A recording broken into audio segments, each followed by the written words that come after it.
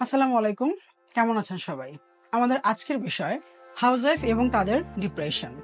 কিছু গবেষণা দেখা গিয়েছে বাংলাদেশে 25% থেকে 45% গৃহিণীরা বিষণ্ণতায় ভোগেন। গৃহিণী খুব ছোট্ট একটি শব্দ, কিন্তু এর অর্থটা বিশাল। গৃহিণীরা নিজের পুরো পরিবারকে একাই সামলে থাকেন, ছেলে মেয়ে, স্বামী, শ্বশুর শাশুড়ি এবং পরিবারের আনুষঙ্গিক সব কাজগুলি তারা একাই করে থাকেন, কিন্তু তারপরও তাদের কোনো মূল্য দেওয়া হয় না। এবং দুঃখের বিষয় হচ্ছে অবমূল্যায়নটা তাদের নিজের ঘর থেকেই শুরু হয়। স্বামীরাই হয়তো বলেন, তুমি বাসায় তো বসেই থাকো, সারাদিন কি করো, তোমার তো বাসায় কোনো কাজ নেই।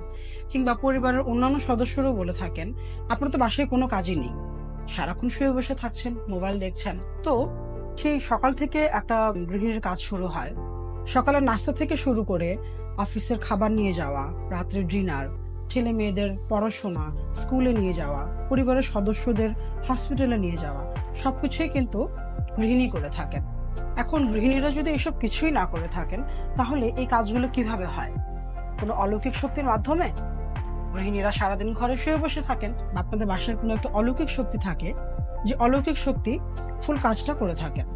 সো আপনাদেরকে বলছি, গৃহিণীদেরকে অবমূল্যায়ন করবেন না, তাদেরকে মূল্যায়ন করতে শিখুন।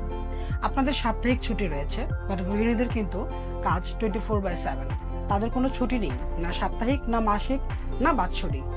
এবার আসি গৃহিণীদের বিষয়ে। আপনারা নিজেরা নিজেদেরকে সম্মান করতে শিখুন। অন্যের কাছ থেকে সম্মান পেতে হলে সবার আগে নিজেদেরকে সম্মান করা শিখতে হয়। আপনাকে যখন কেউ জিজ্ঞাসা করে আপনি কি করেন, আপনি নিজেই তখন উত্তর দেন, আমি কিছুই করি না, আমি একজন জাস্ট হাউসওয়াইফ। হাউসওয়াইফরা কখনোই জাস্ট হাউসওয়াইফ হয় না। You are not just housewife, you are the queen of the family and you maintenance your family properly. So খুব প্রাউডলি বলতে শিখুন, আমি হাউসওয়াইফ এবং আমি আমার ফ্যামিলি মেনটেন করে থাকি। আর বাসায় যারা বোর ফিল করেন, বাসার কাজের পাশাপাশি জব করতে পারেন, সেটা হতে পারে ফুল টাইম আর পার্ট টাইম, কিংবা অনলাইন বিজনেস করতে পারেন।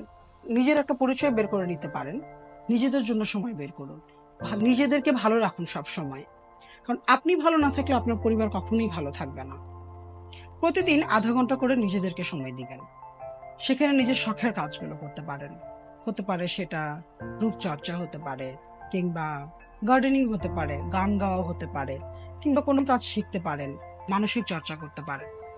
নিজেকে ভালো রাখুন। আপনার ভালো থাকার উপরেই আপনার পুরো পরিবারের ভালো থাকাটা নির্ভর করছে।